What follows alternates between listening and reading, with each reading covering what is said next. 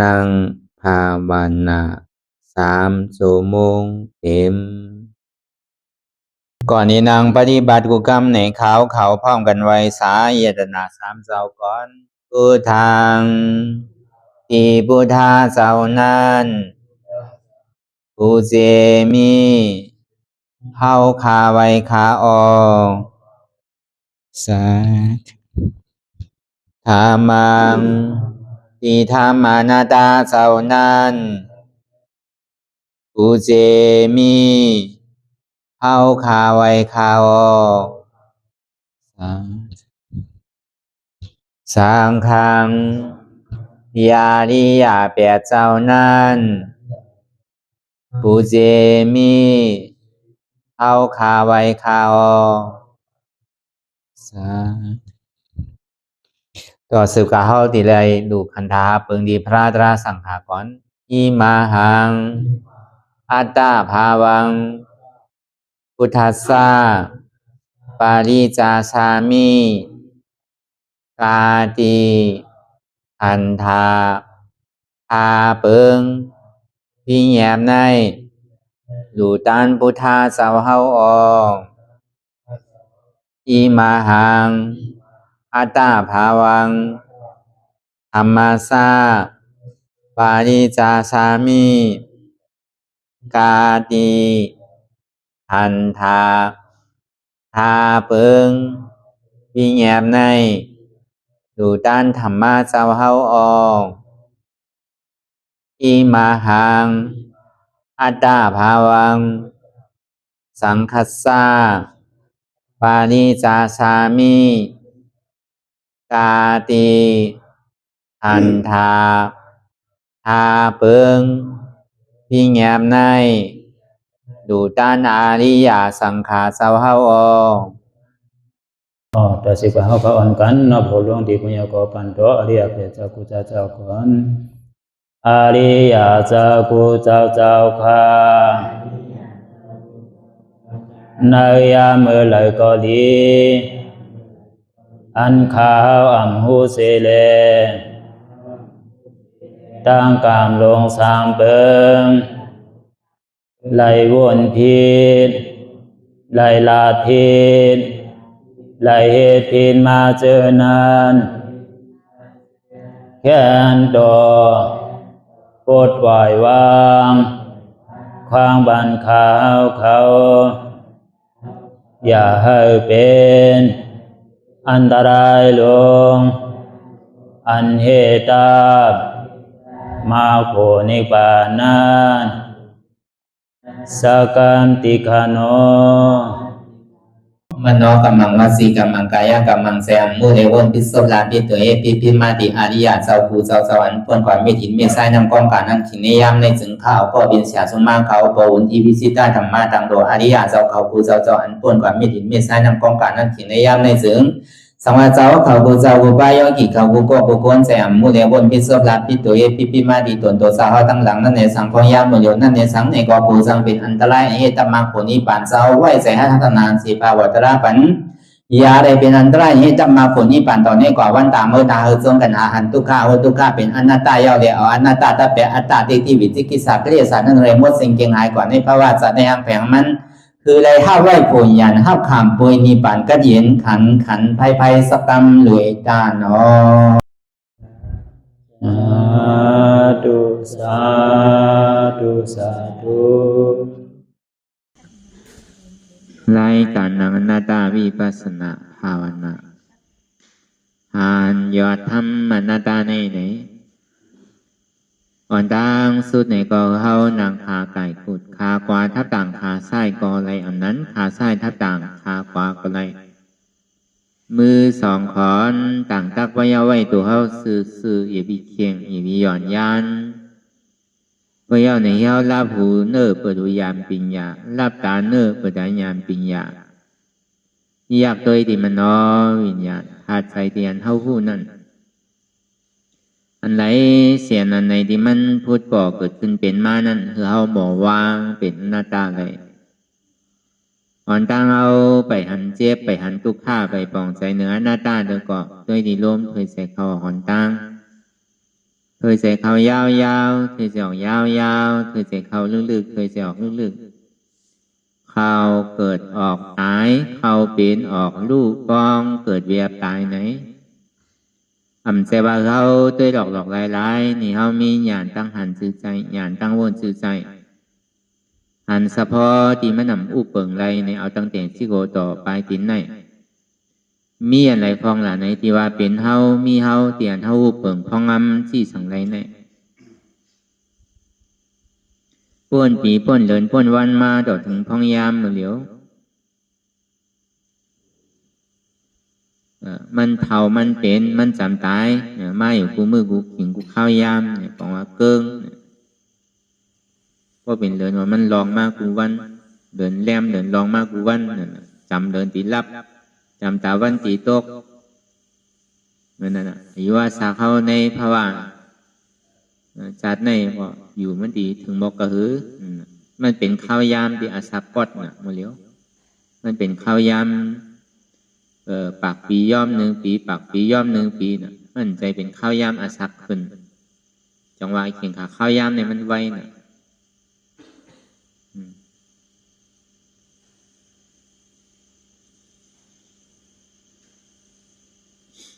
จังหวะอันเท่าไรมายืมนำคันธาป้อนมันเฮ็ดหลีเนี่ยก็มันก็เลียอ่อนเฮ็ดหลีเนี่ยก็มันเลีย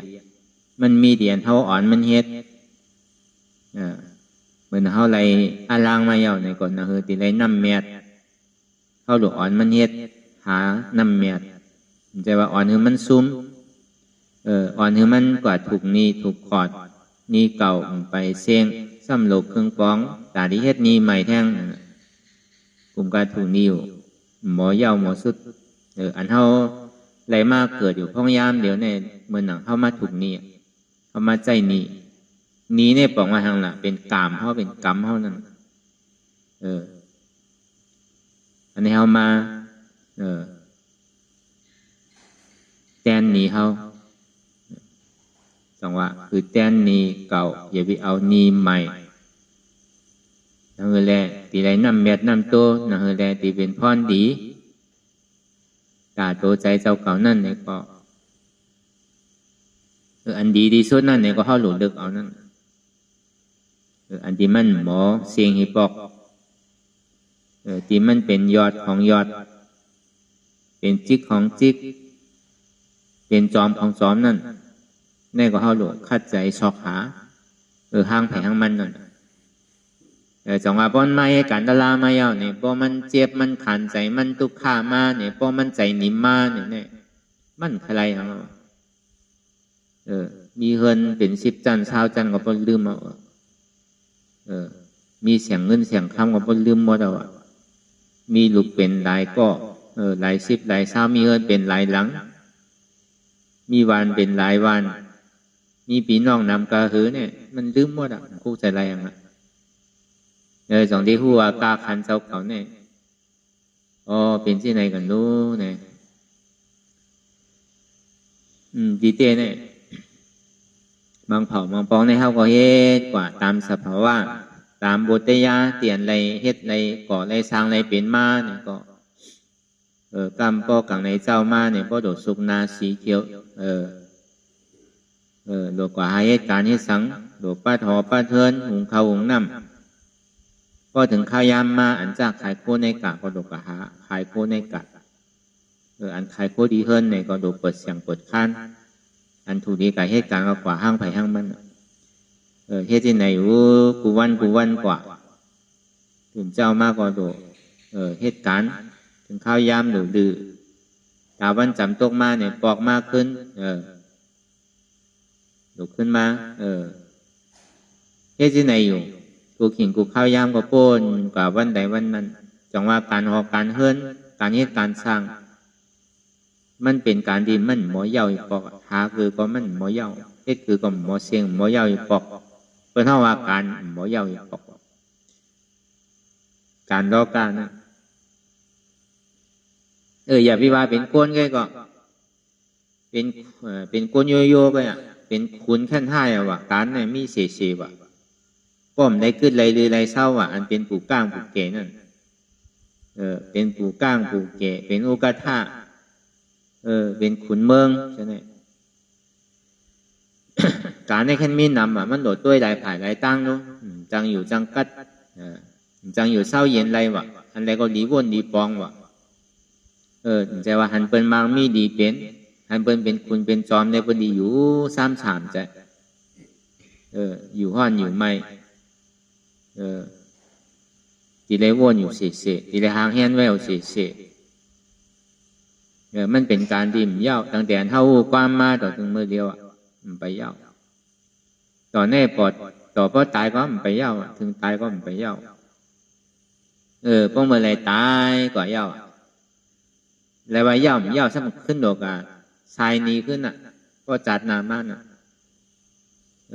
เฮ็ดที่ไหนก่อนติ๊กป้นปีป้นเดินป้นวันกว่าป้นภาวะจัดหนึ่งเย้าจัดหนึ่งมีเมื่อเย้าเมื่อสุดเมื่อเติบว่าเป็นก้นแก่เป็นผีก็เหมือนกันพวกกู้โสหาพอไหลนำเม็ดมาเนี่ยก็เก็บหากับในโดดใจกันเพราะเป็นผีก็มันจังหานำเม็ดแล้วโดดใจอันเก่าดีได้เก็บชิมหอมไว้นั่นได้ปึงอิงกู้โสเปลี่ยนอะไรเฮ็ดไว้เพราะเมื่อไหร่กู้โสสุดเสียงยาวเนี่ยก็ซ้ำตายขึ้นหนังเก่าผีก็ผีปากก็เหียงก็หมื่นก็ตายเอาในตีตาดีขึ้นมาเกิดเป็นก้นในมีหนึ่งก็เหลือเสียหน้าแน่ปอกขึ้นเปดสิผมมีมดวะสางก็เหมือนนั้นหนังเก่าวะตายเอาปากก็เห็นก็ในตาดีปอกขึ้นเป็นก้นมีหนึ่งก็วะเหลือเสียนั่นปอกขึ้นเปดสิผมมีเสียงวะจังว่าลองกันดีเตียนมันกับกะได้ลองกุตลานั่นไหนมันหมอเสียงวะพวกบุญเสียงกุศลเสียงอาศักเสียงมันก็ตกขึ้นซ้ำขึ้นโดดมาเฮ็ดหาขึ้นนั่นเพราะเป็นช้างในก็อันใดสมถะปฐมสานทุติยสานตติยสานพอถึงเมื่อสานยาวสุดเสียงกว่ายาวเนี่ยอาศักช้างสุดยาวเนี่ยก็ซ้ำปอกขึ้นจังว่าอันโดว่าการกวนรอกล้าเตือการผีการช้างก็ยังหมอยาวที่คือว่ายาวเนี่ยหมอมันนึงเปลี่ยนที่ไหนปันตรงในปฐมกัมภาเลยสังจำกัมภาดีดูดีแล้วนั่นเลยสังในไหว้เสียนกัมภากุลดวงอันเท่าอยู่พ้องยามเดี๋ยวในพระเป็นเจ้าป้องเมาสีสุ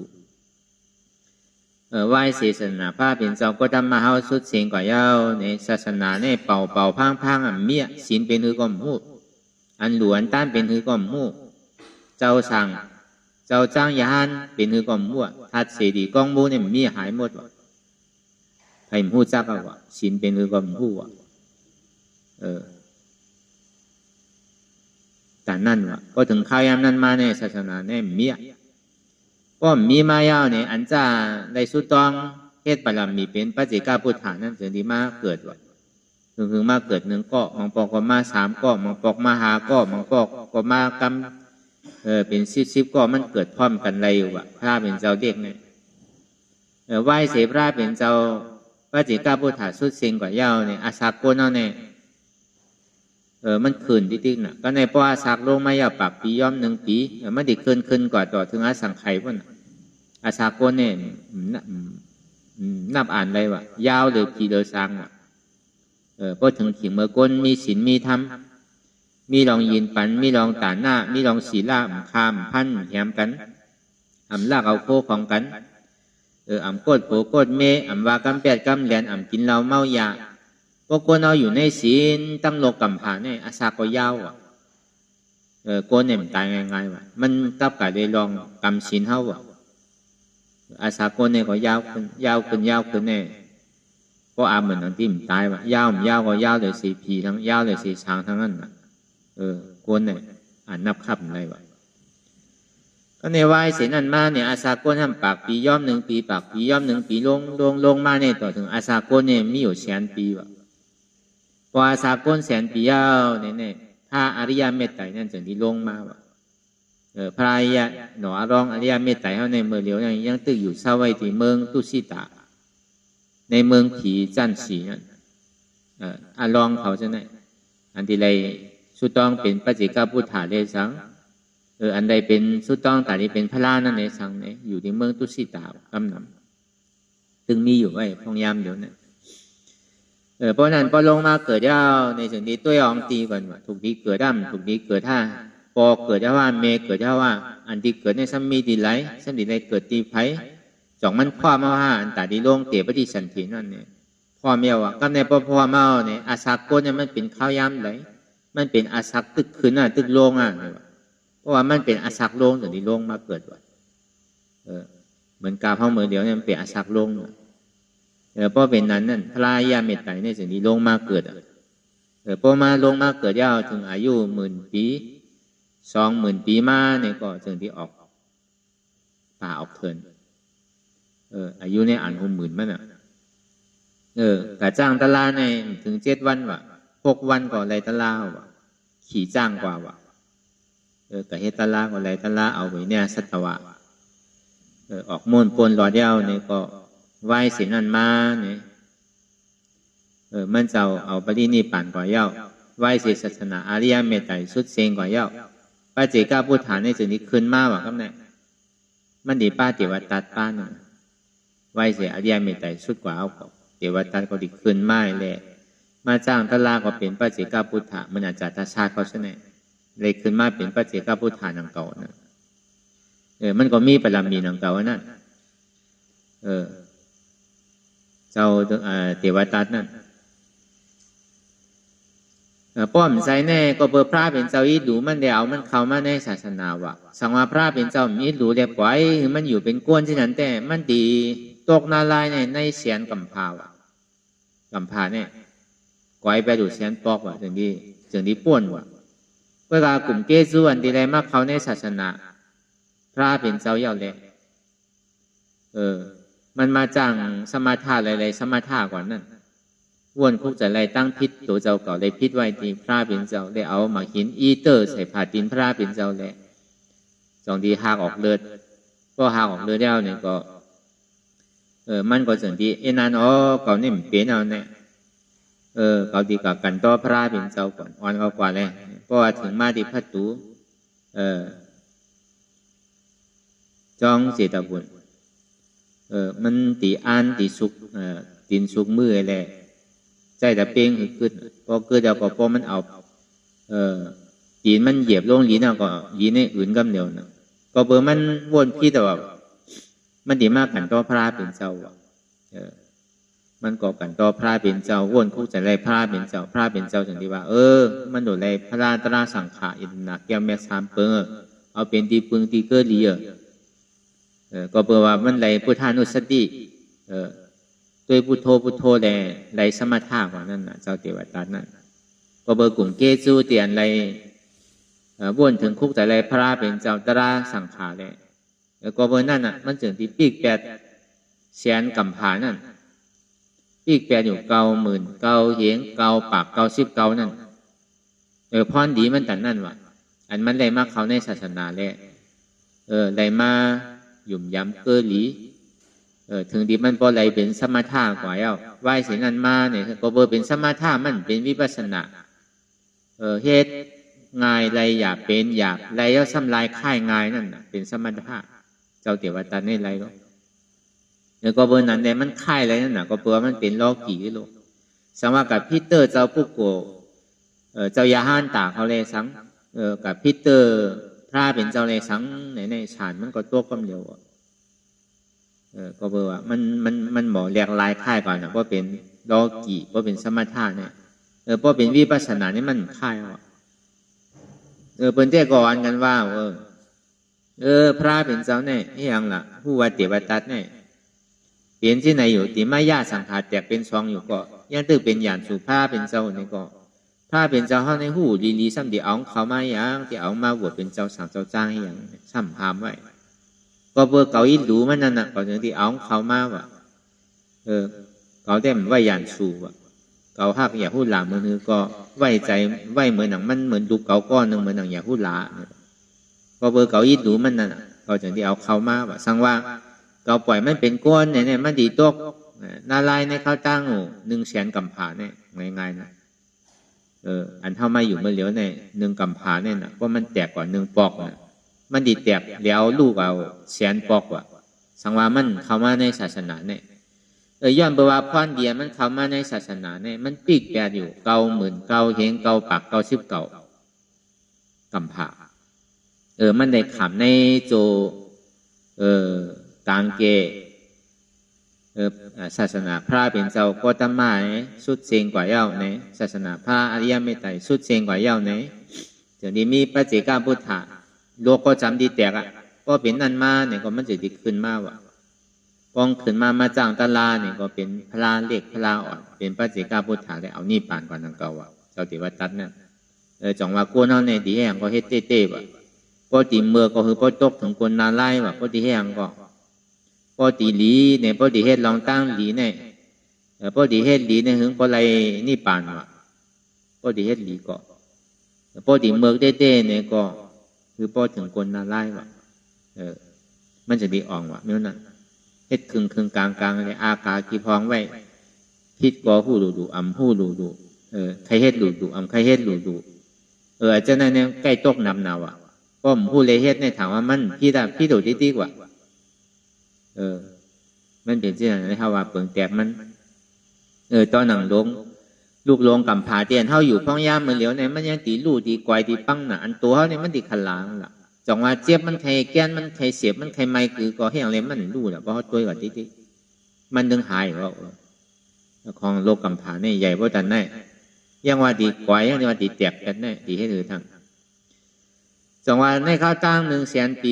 ในส่วนนี้มีคุณสร้างแหละคุณสร้างมหาเปียมานั่นลงไม้ในปักหมอกเลี้ยงเลยวินอยู่ในอากาศกลางเฮาเลยกว่ากูวันกูเมืองกูดีกูตั้งวินาศตวะเขาโกนเขาอย่าปีแค่ทางกันอยู่ในศีลในธรรม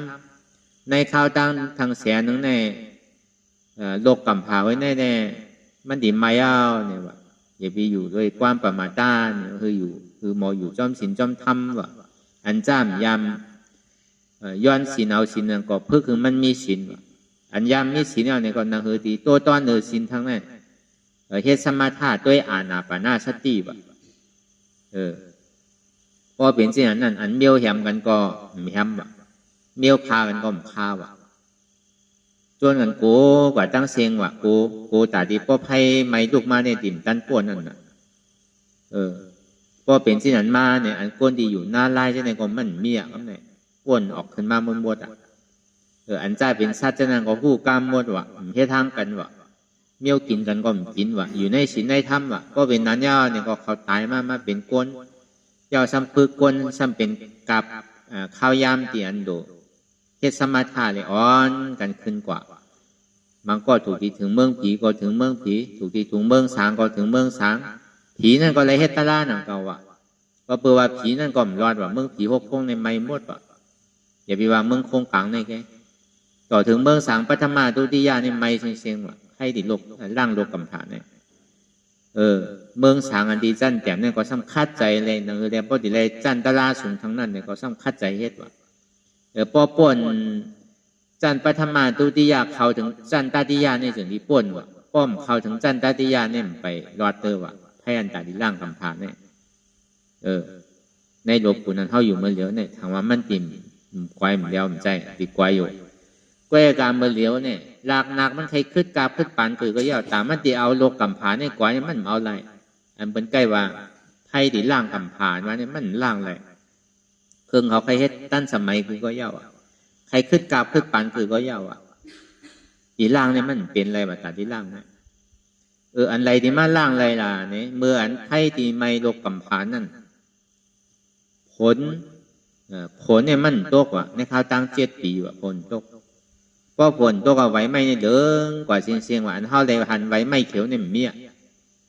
เดิงกว่าเสียงกูดีกูตั้งอันเป็นไว้ไม่นั่นไว้เสียผลตก7 ปีเอาเนี่ยอยู่มาในตาวันซ้ำออก2 หวยว่ะมันมีคำเหมือนเขาพองย้ำเดียวพอตาวัน1 โต๊ะก็ตาวัน1 หวย 1ซ้ำปุ๊บพูดออกก็เมียกลางขึ้นอันวันก็เป็นนั้นน้ำมันอยู่ในหูจังนั่นอันมันพูดออกมาจอมหูอันห้องวันน้ำตั้งต่องที่ตั้งอันอยู่ในหวยในร้อยนั่นก็ห้องวันน้ำหูเนี่ยเมียว่ะแห้งว่ะน้ำหูจังนั่น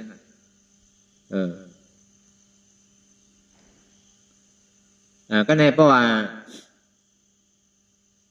ตาวันออกมา3 หวยว่ะก็ในอยู่ออกมา3 หวยว่ะก็ออกมา3 หวยน้ำเกน้ำสังอันไหล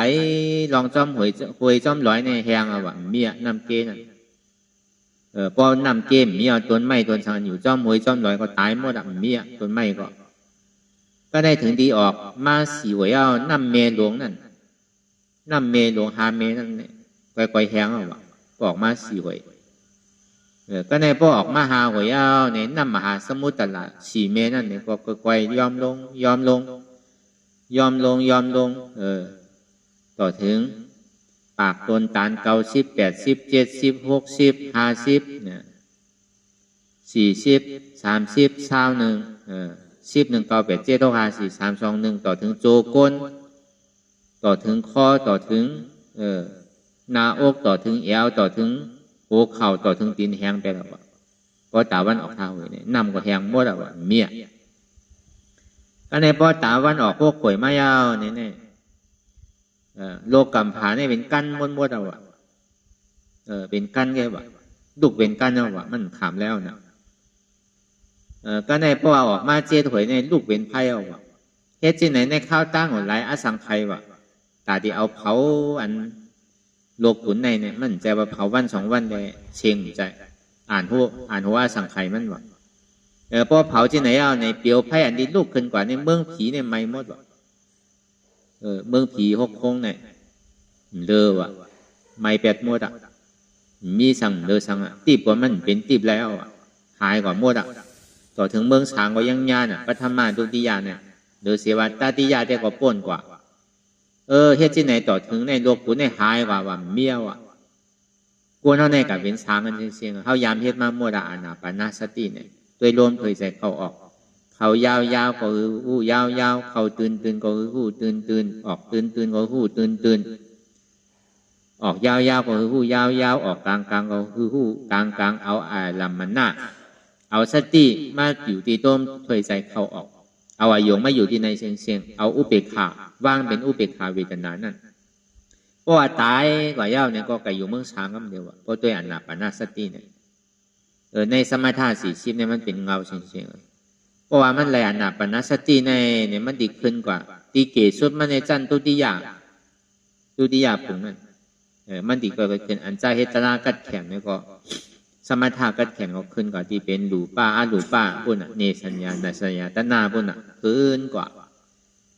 กว่าเมื่อพอตีเมืองช้างเมื่อว่าเฮาในเป็นช้างมากจริงๆเป็นช้างมากเกิดเขา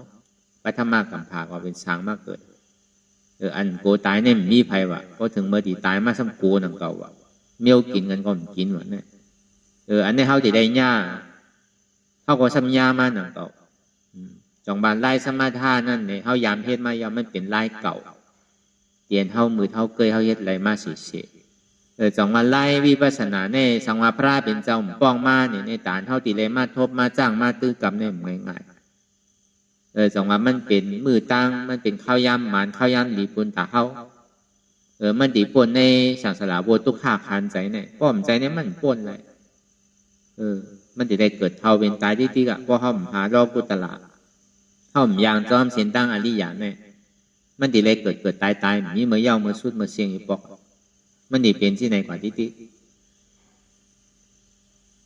จองว่าอันลองตั้งเทียบลองตั้งเกียนเนี่ยมันขลาห้างมันยังดีรู้ดีแล้วโลกกำพาหุยแน่อย่าไปทางว่ามันดีอยู่ที่ไหนมันดีแตกดีปังดีรู้ดีแล้ววันหนึ่งพอรู้แล้วยาวสุดยาวเนี่ยจึงดีขึ้นมาปัทมากัมภาทั้งครับมันเหมือนมาเตนั่น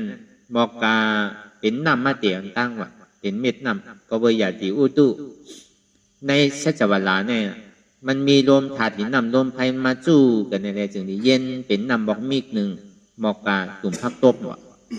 ก็ในอยู่มากหึงมากไกลๆใหญ่ว่าน้ำนั่นเพราะว่ามันใหญ่มาเพียงกอยเอาเนี่ย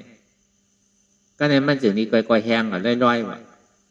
เพราะว่ามันแห้งมาลอยๆเอาเนี่ยดินเนี่ยมันจึงดีออกมากว่ะสองว่าเพราะว่าน้ำมันหนองมันใหญ่มายาวเนี่ยก็ดอกวัวเนี่ยออกมาจอมตึงดินเนี่ยดอกวัวก็ออกมาดินนั่นน่ะห้องว่ามัชชิมาเนี่ย ขุนมัชชิมาเนี่ยเป็นห้องว่าเป็นความไทยเป็นห้องว่าสลือโลกอันว่านั่นมันเป็นขุนตีปัทมากัมพาเตมันอยู่ที่ไหนล่ะมันอยู่ที่เมืองอินเดียนั่นน่ะอยู่ที่เมืองอินเดียตีตะเก้าเขาเจ้ามังเป้าเขาก็เลยกันเหลี่ยมันมันเกิดที่นั่นว่าพระเป็นเจ้าสู่ไรป้าไรก็ที่ได้เกิดที่นั่นที่ได้ตัดสรุปเป็นสมาสัมพุทธาที่นั่นวะที่กุลจุมปูนั่นวะสังวาพระเป็นเจ้าที่ป้องมาหลายสู่เนี่ยก็ดอกโบเนี่ยไม่ได้ออกลายลงวะเพราะว่าน้ำมันมายาวดินก็คืนยาวเนี่ยดอกโบเนี่ยออกมากวะในกุลมหาปตากาบันเนี่ยดอกโบเนี่ยออกฮาลงวะแล้วพอออกฮาลงก็ช้างเขาก็หัววะช้างอันอยู่ในจันสุทธาวาสานช้างอนากรรมสุตตาสาสุตตาสีอวิหาอัตตาปะอาการนิฐานคุณช้างอนากรรมเขานั่นในจุดนี้มาเอาใยหัวนั่นเอาเฮ็ดภาสังการไว้ตาหาจุ่มพอพระเป็นเจ้าป้องมาเนี่ยเขาที่เลยเอาภาสังการมากราบนั่นที่เลยเป็นช้างมากราบเนี่ยมันมีอย่าสว่างว่าพระเป็นเจ้าสู่ไรป้าไรก็ที่เลยเป็นใช่ไหมสังว่าพระเป็นเจ้าที่ป้องมาอยู่ลายสู่ก็ด้วยดอกโบนั่นมังโลกกัมพาก็มีสู่เดียวไว้วะออกมาอันเดียวมังโลกก็มันมีวะอันพระเป็นเจ้าป้องก็มีวะในโลกกัมพาเนี่ยตัวเอาที่นั่นวะมันต่อง่ายๆหนังเก่าแต่ดีได้มาป้องก็การมาป้องนำที่สุดในพระเป็นเจ้าเข้ามาเกิดนำที่สุดในอันเข้าอยู่เมื่อเลี้ยวในวะพระเป็นเจ้าป้องมาเป็นหัวหาสู่ในโลกคุณนั้นเข้าอยู่เมื่อเลี้ยวในได้ว่าต่างโลกกัมพาเนี่ยมันถึงว่าน้ำก็3 สู่ 2 สู่ 1 สู่บางปอกก็ย่ำมีก่อนว่ามันง่ายๆหนังเก่าอันว่านั่นจองว่าอันการเข้ามาการตารางมันเป็นข้าวยำหมานข้าวยำสั่งถูกมันเหตุการณ์เตียนเหตุการณ์ปูนตาเตรียมมีการเท่าเย็นอยู่ข้องยำอยู่เนี่ยคนเขาแต่มันมีการมีรู้พอเมื่อไรมันตายก็เรื่องที่ไรเหตุอยู่เสียๆนะเวลาการอันเท่าเย็นอยู่พ้องยามเนี่ยในเฮ็ดปุนตาติมมีการว่ะนั่นคือการเท่าตีเย้าโตที่สุดเสียงกว่าการเท่าติมเมียวเนี่ยอันนี้เขาเฮ็ดการมันว่ะเฮ็ดปุนตาติมมีการว่ะก็วันนั้นในคือเขาพอป่องเสียงเลี้ยงใจลองการอันเท่าได้มาจ้างคือกำลองอันนำมีการในมีการพอเอาในลอกก้าว่าเนี่ยอย่าไปว่าเฮาเตออย่าไปว่าก้นเฮาโยเตอตอนหนังพี่ช้างเขาก็ย่ำมีการอยู่สีนั่นอย่าไปว่าเขามีการเขาก็มีการทั้งเขาย่าว่าการนั้นว่านั่นก็พอถึงเมืองผีก็ยังตึงมีการอยู่แต่อยู่พอถึงเมืองช้างก็ยังตึงมีการอยู่ว่ะผีเขาก็ซ้ำเอาถ้ำมันนังกว่าฮีรีออตาปาเนี่ยเอาเสียว่ะโกว่ะอายว่ะก็ที่เฮ็ดลองตั้งอ่ำดีเนี่ยเขาถึงมีในตัวในใจเขาเสียว่ะลองเบิกลองดีในคำเฮ็ดว่ะเพราะว่า15 วันเนี่ยเขาก็ปางกลุ่มกันสู่ลืมหมู่5สู่จ่องสู่คุกใจไรอยู่5ตาลานั่นเนี่ยตาลาฮีรีออตาปานั่นคุกใจไรมังก้อมคุกใจไรก็ซ้ำบอกในกันว่ะเขาก็เลยมีปางกลุ่มที่ว่าความใจได้อยู่เหมือนเฮามังเฮาในมังปอกในเดินก็เป็นเดินย่ำในย่ามในโทกันนี้ปอกลูกปีเป็นปีก็ย่ำในอุบในโอ้กันนี้ปอกมังปอกอยู่เฮือนเดียวกันก็ย่ำลาดต่อกันนี้ปอกน่ะวันก็วันป้นกว่าวงก็วงป้นกว่าเดินก็เดินป้นกว่าปีก็ปีป้นกว่าย่ำลาดต่อกันน่ะก็มีลูกอยู่วัดเดียวจ้องเดียวกันก็ลาดต่อกันก็มีลูกอยู่เฮือนเดียวกันก็ย่ำลาดต่อกันอันนี้ได้ผีเขาแน่ใจว่าก็ถึงขิงขาข้าวยามมา15 วันมาเนี่ยที่ได้ขึ้นปางกลุ่มอันผีจันทร์ทรงเนี่ยก็ขึ้นปางกลุ่มในเมืองผีบนว่าอันจ้าขึ้นกว่าไรก็ผีมังก็มั่นขึ้นกว่าไรนะเหมือนหนังผีลูกค้าเตวลานั่นอันเพียนอยู่จ้อมต้นไม้ต้นตอกในมั่นกว่าไรก็เป็นอากาศซาเตวลาผมมาเตวลาก่อนนะทีนี้ขึ้นเมื่อไรก็เป็นผีต้นไม้ต้นตอกแต่มั่นกว่าไรนะก็แน่อันเป็นเจ้าพ่อเจ้าเขาขวาเนี่ยก็เจ้าเขาซ้ำขึ้นมาสอนว่าผมมาเตวลามาสั่งสอนเขาว่าสุอย่าปีลงอย่าปีเลื่อมหรือมีฮิริออตปะ เพียนไปจำต้นไม้ต้นตอกซะนั้นเขาก็เป็นผีหนังเก่าเป็นดุข่าเทวราว่านั้นมังเผามังปอกเป็นการลักตัดไม้ตัดสังเนี่ยที่ไหนเหมือนกับหญ้าเฮิรนเขาอ่ะนั่นเพราะต้นไม้ดงต้นไม้ใหญ่นั่นกับหญ้าเฮิรนเขาอ่ะพวกเขาไม่มีผีพวกเขามีฮิดีออดาป้าเนี่ยข่มจังเฮถือว่ะพวกเขาหันเขาในดีรูเขาหนาวอ่ะพวกเขากับหญ้าเฮิรนเขาเนี่ยข่มมีดีอยู่อ่ะผีมังก็เนี่ยเขาเฮ็ดทางเราเข้าไรอ่ะเพราะเขากับหญ้าเฮ็ดคือเข้าตายเนี่ยหยอกคือเข้าปูเขาตกใจตายเนี่ยที่ไหนก็มีข่มฮัดเฮ็ดว่ะป้อมใจเติบเต้เนี่ยข่มลาดีเปียว่ะพวกเขาเฮ็ดอากู้โสวันนั้นเย้าเนี่ยเขาก็ตายกันเดียวว่ะกู้โสเขาเซ็งว่ะพวกกู้โสเขาเซ็งเอาก็เปิดเขาเฮ็ดถือเป็นตายเลยเขาก็กระจกหน้าลายว่ะอย่าอยู่ลายเลยข่มลาดีเฮ็ดเป็นก้นอ่ะลาดีเอาก้นตายง่าย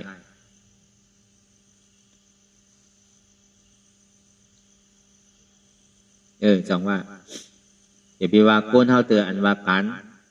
อันวันผีก็มีการช้างก็มีการเลือเสียเหตุการณ์ตลาเนี่ยเหตุปุญตาติมีการทั้งนเรติปีกับปีสีผมมีไรนเรติเปิดพระตูนี่ปานพอจอดถึงป่านนี่ปานเน่าในการมันอย่างนี้เย้าพอเมื่อไรเป็นอาราธาโผล่กับเย้าในก็ดูมีการเย้าจังหวะอันเท่ามาเหตุการณ์อยู่ห้องยามเมื่อเดียวในเหตุปุญตาโดมีการทั้ง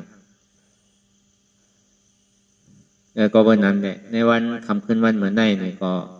เขาก็สำคัญตีได้สืบเอาอนาตาลักษณะสุขเปลี่ยนหมุนคำพระราเป็นเจ้าเฮาพ่อไว้ปันเจ้าวากี่ห้าเจ้าในเมื่อเดินพาเป็นเจ้าพ่อไว้เมื่อเดิน8โมนั่นพ่อธรรมะเสจจะเดิน8ลอง1คำนั่นพ่ออนาตาลักษณะสุข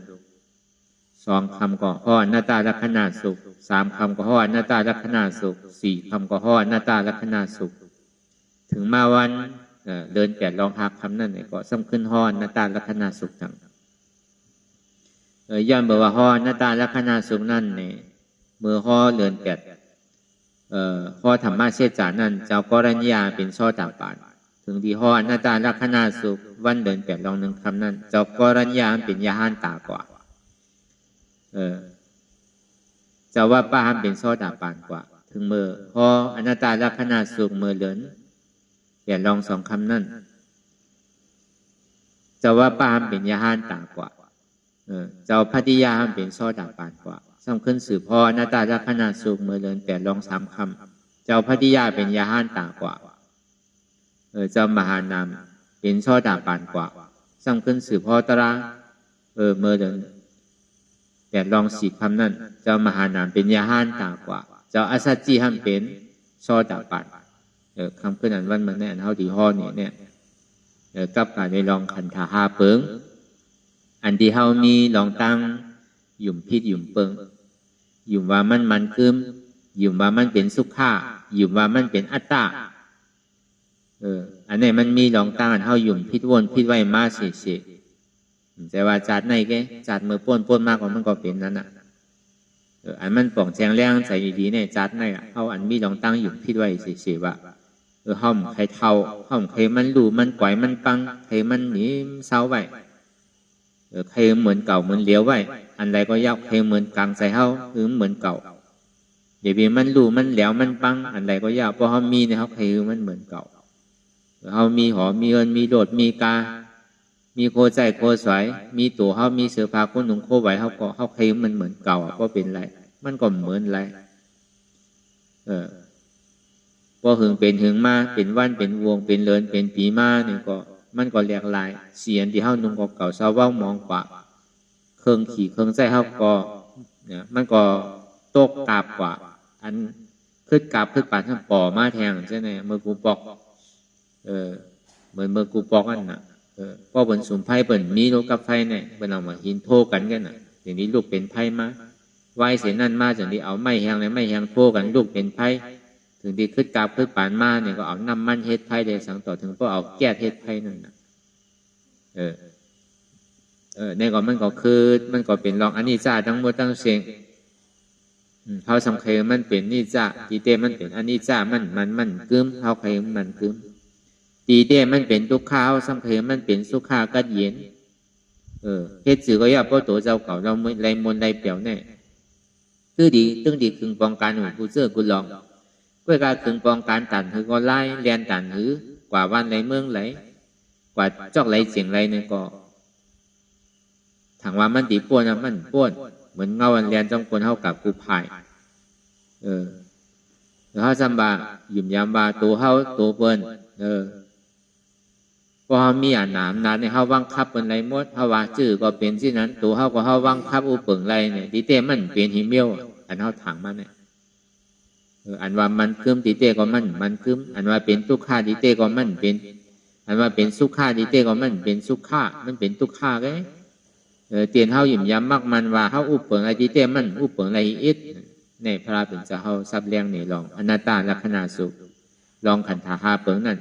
สังวาสุอันถึงว่ามันกึ้มในซื้อที่อย่างมันซ้ำมีดองตั้งเหลียกลายข่ายก่อนติ๊กสังวาสุหันว่ามันเป็นสุขข้าในซื้อที่อย่างซ้ำมีอย่างทุกข้าเนี่ยสังสุว่ามันกึ้มสุว่ามันเป็นสูอุปเปิงเพราะงั้นมันไหลในซื้อที่อย่างสุถ้ำสั่งมันไหลย้อนเปว่าขันธาหาเปิงในมันกึ้มย้อนว่ามันกึ้มในมันจะนี้เป็นทุกข้าย้อนเปว่ามันเป็นทุกข้ามันอุปเปิงเพราะงั้นเหนือมันไหลแหละมันจะนี้ห้องว่ามันเป็นอนัตตามันดุมาดีในพระเป็นเจ้าเขาก็จะนี้ขึ้นสือพ่ออันนี้เขาว่าตีหูผู้โสมันถึงมาเมื่อวันคำขึ้นกำเนิดสุดตีมพระเป็นเจ้าเขาฮออนัตตาลักษณะสุขนั่นเนี่ยก็สำคัญสืบพ่อดูป้าขันธาอนัตตาวิญญาณขันธาอนัตตาเวทนาขันธาอนัตตาสัญญาขันธาอนัตตาสังขารขันธาอนัตตากับการลองอันเขามาอยากด้วยในตัวเขาเนี่ยตอนเด็กชื่อโกต่อไปจิ้นลองตั้งอัตตาหรืออนัตตาตีเต้มันมีสองเปิงเตียนเขามีลองตั้งยุ่มคิดไว้ว่ายุ่มว่าเป็นตัวเขาเป็นหัวเขาขาเขามือเขาอนัตตาลักษณะสุขสมบัติอ่ำใจมั่นใจตัวเขามันเป็นยุคดูป้าขันธาอนัตตามันเป็นสภาวะอยู่สภาวะอยู่ข้ามเป็นเนื้อละมันมีลองตั้งสืบเป็นสืบลูกค่ายกว่าสืบเป็นสืบลูกค่ายกว่าย้อนเปิดนันแหลมอู้เปิงพองำเหนือมันไหลอนัตตาลองต้านมันสืบเป็นสืบลูกเนี่ยมันก็ตึงเป็นอนิจจาในตัวมันอยู่เยาลองตั้งว่ามันพวกใครเยื่นอะไรเนี่ยมันก็เป็นทุกข์ในตัวมันอยู่เยาลองตั้งเตียนเทียบตัดสินใจว่ามั่นใจตัวเขาเนี่ยพวกเขาได้มาถอมมายินตีพระเป็นเจ้าเขาพอไว้เมื่อมันเจ้าตื้อไรเป็นสัพพยุใต้หยาดเมื่อปีใหม่ๆเมื่อว่าใหม่ๆนั่นพวกเขาเหมานั่นมาเป็นคอสอนคอจ้างตื้อกำเขาเนี่ยก็เขาก็จิ้มผู้ดีป่องมันย้อนบนนั้นแหละพระเป็นเจ้าว่าไว้รูป้าขันธะอนัตตาก็แปลว่ามั่นใจตัวเขามันเป็นสภาวะยุคนั้นมันมีลองตั้งสืบเป็นสืบลู่ติ๊กย้อนว่ามั่นใจตัวเขามันมีลองตั้งสืบเป็นสืบลู่แหละมันเป็นอนัตตาบอกว่ายุคนั้นมันเป็นอนัตตามั่นใจอัตตานาแต่ว่าเช่นนั้นวิญญาณขันธาอนัตตาอันเขามีลองตั้งอยู่ย้ำว่าเป็นใจเขา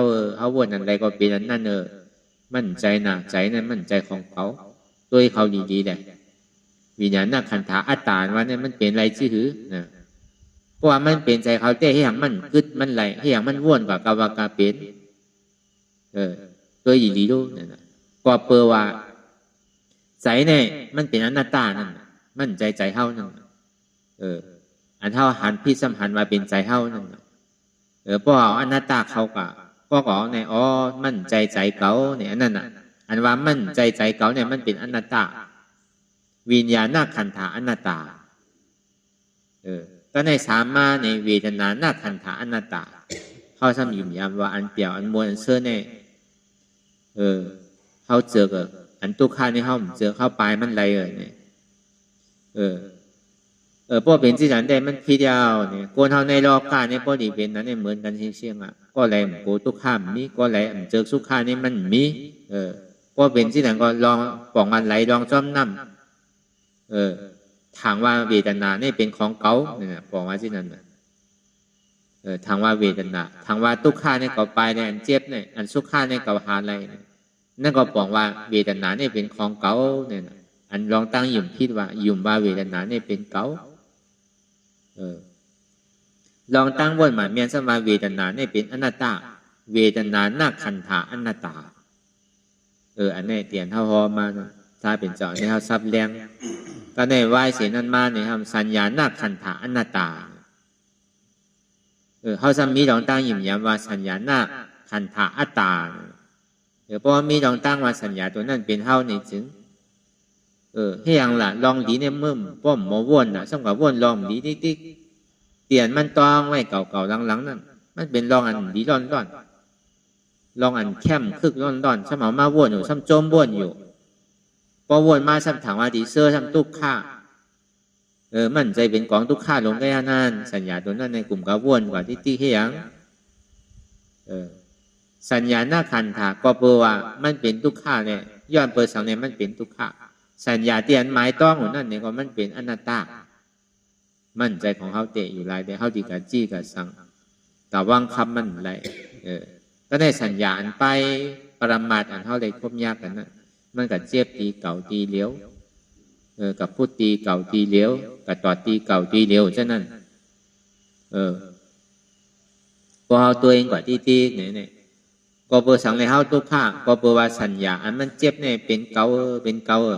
ใช่ไหมย้อนเปิดเขามีลองตั้งอยู่มาเป็นเก่าตีเต้มันใจเก่าอันยุ่มพี่ทำอยู่ว่าสัญญาเนี่ยเป็นเก่าอันวนหมายเมียนสว่าสัญญาเนี่ยเป็นอนัตตาสัญญาหน้าขันธาอนัตตามันใครมาสื่อก็ยาวใครเด็กก็ยาวใครใหญ่ก็ยาวอย่าไปกับสนใจมันตัวก่อนติ๊กมันเยินหยาบเสตาเนี่ยก็ปล่อยมันถึงเหตุการณ์ติ๊ก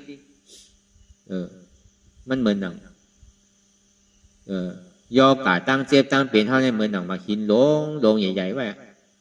มันก็กัดตองออกเพราะอีนั่นน่ะเหมือนหนังเคียวเตียนเท่าเกี่ยวกินมากหึงเป็นหึงอ่ะ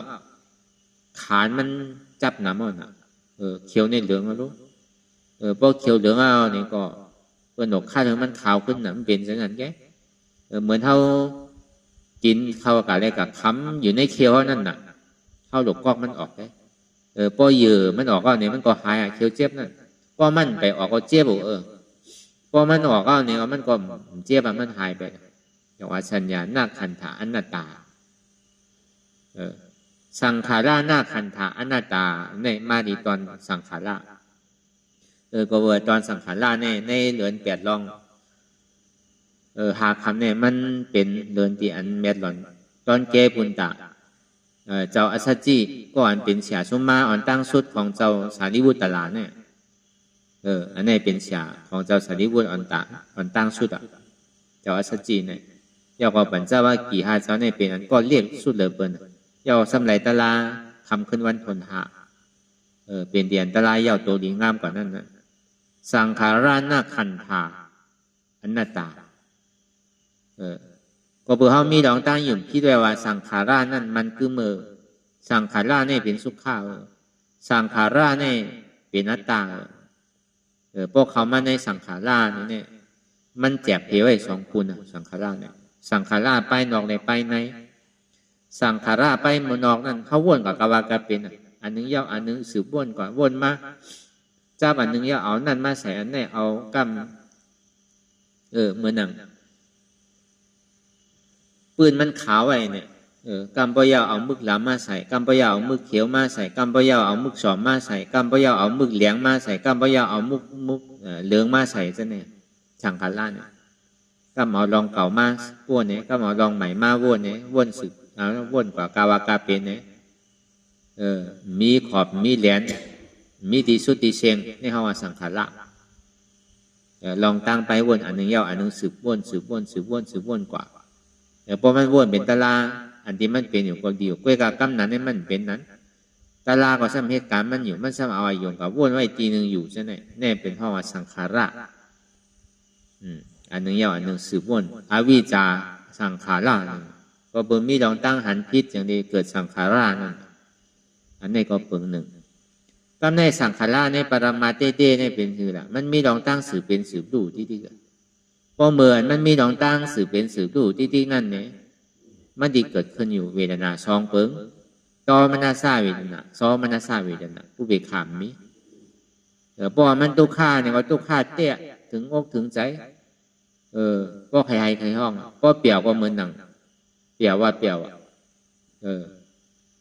เพราะว่ามันโทมยาสังขารตัวนั้นนั่นเป็นสังขารนักขันธาอนัตตาบางเผ่าบางปอกแน่ๆซ้ำถามอะไรตะลาจีเต้มันไปเป็นตะลาเตอมันตึกเวียนเวทนาลูกคนเอากำหนำเนี่ยเพราะมันเวทนาลูมาเนี่ยมันดีญาตินั่นก็กระจวยมันดีผ่านเวทนาลูเนี่ยมันดีเลยผ่านสัญญาในอ่อนตั้งเขาเยินอันมันเจ็บมันแสบมันเล็กมันอ่อนอยู่มันตอดอยู่ที่เก่าที่เหลียวมันกับค้ำไว้ที่เก่าที่เหลียวนั่นอันนั้นมันเป็นสัญญาหน้าคันธาเพราะว่ามันตัวถ้าทันทานกว่าเนี่ยเป็นถือก็เป็นใครขัดใครพูดก็เติงมันน่ะเนี่ยมันดีลู่ว่ะสัญญาตัวนั้นเพราะสัญญาตัวนั้นลู่กับเนี่ยก็สังขารนี่เกิดขึ้นก็เดียวสังขารหน้าคันธาเนี่ยมันเกิดขึ้นเพราะว่าเจ็บเนี่ยเพราะเขายักกับยักมาหายไปแก่นเนี่ยก็เพราะเขากับยับจับตีมันก็หายไปในห้องสังขารเพราะว่ายังถือเป็นสังขารเนี่ยมันยังปั่นตรงอยู่ในสังขารปั่นตรงอยู่ในขันธาเปิงเพราะว่ามันเป็นมากเป็นผลเนี่ยพระท่องว่าสังขารสังขตาธาตุมันกึดแปดอันนี้จ้าก็กึดแปดทุกข้าวกึดแปด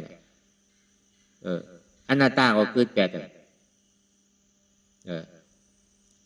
โจแก็บโจข้าวเนี่ยมันขึ้นมาเป็นนิจจสันติสุขามัทธาธาตุเพื่อนห้องว่าเขาเป็นพระราชสมาบัติบางปอกก็เหมือนมันทบไหลเนี่ย15 มินิท่าบางปอกก็เป็นควาย15เนี่ยก็ห้องว่าพระราชสมาบัติมันมีอันนี้จ้าอันเจ็บอันแก่นในอันเท่าหันอยู่มันเดียวก็มันมีมันเป็นสุขาเปิงเดียวสุขาในตึงมีอีกอนัตตานั่นเนี่ยก็เพราะเขากับว่นจับลายจับเมียวมันขึ้นมาออกต่อมิติข้างมันอันนั้นมันเป็นที่นั้นเพราะว่ามันอัตตาได้ที่วิจิกิจฉาตกขาดกว่าอันนั้นเท่าโลกาผู้ลองอันนั้นเท่าโลกเหตุการณ์มันดิติ๊กจังว่าป้อมาทมยาดีสังขารเนี่ยป้อมมีก้นจี้ก้นสั่งก้นสอนป้อเขาได้หู้ได้ทบเนี่ยถามว่าเป็นมากเป็นโผเวทนาลู่เนี่ยก็มันเหมือนหนังเป็นมากเป็นโผตีเต้มั่นใจนั่นเป็นเวทนาลู่หลายๆเพราะว่าเวทนาลู่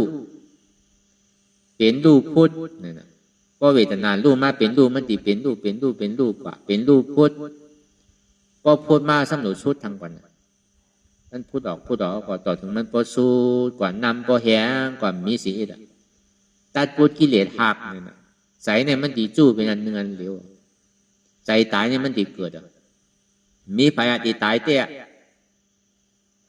ก็ในลองต้านเข้าไม่ใส่ไว้หนึ่งเชื่อหนึ่งร้องเนี่ยมันดีพูดปลอมมากเพราะเขาจุนอะไรก็คามก็เดี๋ยวเพราะเขาจุนอะไรก็ถอยหลังขึ้นบางปอกเฮินเก่าไปเย้าลูเนี่ยก็ก้อยถอยปอกขึ้นก็เดียวแต่โจตีไรนี่นั้นเนี่ยมันง่ายๆนะพอถึงเนื้อเมื่อนั้นมาเนี่ยอย่าไปโก้วัดเก่าไปเย้าก็เย้าเก่าตายก็เป็นดีเฮ็ดถูกก้อยหนังเก่าวัดเนี่ย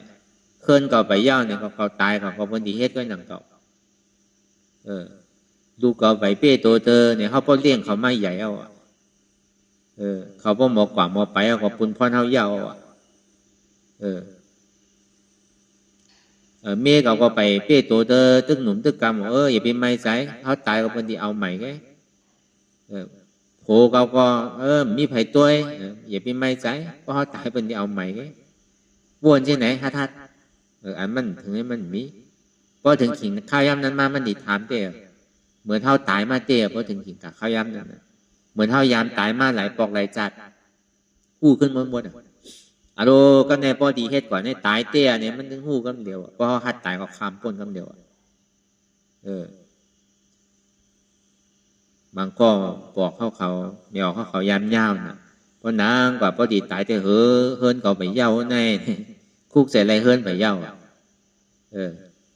ปอกขึ้นเอากระโจงดินไรขึ้นเอาง่ายๆนั่นดูเก่าไปเปี้ยตัวเด้อเนี่ยปอกขึ้นเอาตีเตะโจเตะอ่อนมือกำเหลียวเนี่ยเขากันเฮ็ดเตะเฮ็ดนายเด้พอดีถึงยอดถึงปลายมันเนี่ยพอดีต่างขี้มันเนี่ยต่างแปลแล้วน่ะเอาลงไปแล้วอารมณ์กระโจดีขึ้นเนี่ยง่ายๆกระโจดีเฮ็ดยามเมสังมันเนี่ยแหละตีมันยามมัดสั่งอะไรดีเกณฑ์มันคืนกว่าต่อถึงเข้าพอดีกะถึงดีตีต่างที่มาในสมาไปต่างเตื้อวะเอาไว้ก่อน ถึงเมื่อลงมาลมพัดลมบ่ได้ก็ตีเฮ็ดเถือกองมูลนั่นก็ปล่อยไปละบ่ปล่อยไปทำอยู่ในเมทางกระโจติได้เฮ็ดย่ำขึ้นนั่นก็ต่างทั้งก็ง่ายพอถึงขิงขาข้าวย่ำนั่นมานี่อย่าวิกูมันดีมากกูเจอกูลองจังว่าเวทนาลูกเป็นลูกพุทธเป็นลูกสุดอนุรอมไม่หยานเกิดตัดแปดกิเลสหักตัดแปดอัตตาติขี้ปฏิวัติมันสามารถตัดแปดหมดเลยมันตัดอะไรเป็นปอกเป็นกรรมมันติได้ตัดฉีปอกเจอนี้ยาวกันตาปั่นเข้าพองยามเดี๋ยวเนี่ยมันตัวเลยตายฉีปอกเนี่ยมังเผามังปองเนี่ยเพราะว่ามันเวทนาลูกกว่าในถังเป็นตะลาถังเป็นมักเป็นผัวมันใจมันยังตื่นเป็นเวทนามันยังเป็นสังขารเหตุการณ์อยู่มันยังเป็นสังขารธาตุอยู่มันไปเป็นอาสังขารธาตุอันนี้ว่าสังขารนาคันธาอนัตตาด้วยก่อนที่อันนั้นในแคมน่ะเราเข้าใจกระโจมมันดีผ่านขันธาเปิงมันเนี่ยมันง่ายๆแล้วผ่านยุคผ่านโตผ่านใจผ่านเจ็บผ่านสัญญาของเจ็บซ้ำผ่านสังขารธาตุมันจะได้ผ่านพาโตเนี่ยกันเนาะเพราะว่ามันผ่านเงานี่ก็มันเพราะว่ามันยังกัดเจ็บอยู่ที่เก่าที่เลี้ยวมันใจว่ามันนึกตื้อจันกันที่ก็มันนึกตื้อจันมาหามาจู้กันที่ก็เพราะว่ามีรองตั้งวนน้ำมีรองตั้งถังน้ำหย่องน้ำเนี่ยก็ข้ามเดียวกันเพราะมันเป็นเวทนาหลงรู้แน่ๆเพราะว่ามันอยากรู้กับเช่นเดิมชีวิตเหมือนนำทองลงก่อนนั่นน่ะเว้ากับมือหมดเพราะใครลูกกาตั้งเปี่ยวตั้งมนมันน่ะเว้ยกาต้องไว้เปิงหนึ่งเพราะใจเขาย่ำไปเปิงไหนแต่มันไปใจเถอะมันตึกเป็นเวทนาหลงรู้ไปบางกองดูอิดดูออจิเนี่ยยังตึกข้างนั่นท้องว่าเวทนาอ่อนดูเพราะเวทนาหลงรู้เนี่ยมันเป็นที่นั้นเพราะมันดูเนี่ยเหมือนเขาท้องน้ำนั่นน่ะเหมือนหนังเขาวนด้วยพวกกังในเจ้ามาจามอาบน้ำกัดด้วยเพราะว่าทองโหลงเนี่ยมันเหมือนหนังวืดได้ลงกว่าคำเดียวมันเลอะช่างมันเหมือนนั้นเหมือนหนังน้ำทองเนี่ยพอมันลงกว่าก็อีกหนึ่งก็เหลือในห้องเป็นเวทนาหลงดูเพราะมันเป็นที่นั้นมาในโจมน่ะ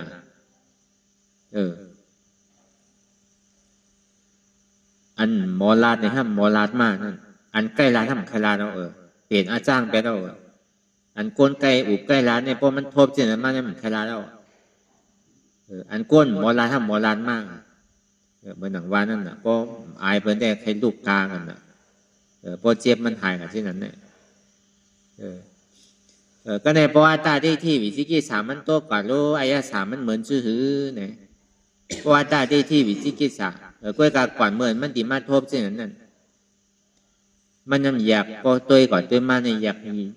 ยุกอยากหนามได้ก็ไม่รู้ยุกก็เป็นยุกหนามก็เป็นหนามเพราะเวทนามันดูมันเนี่ยมันหันดีน่ะ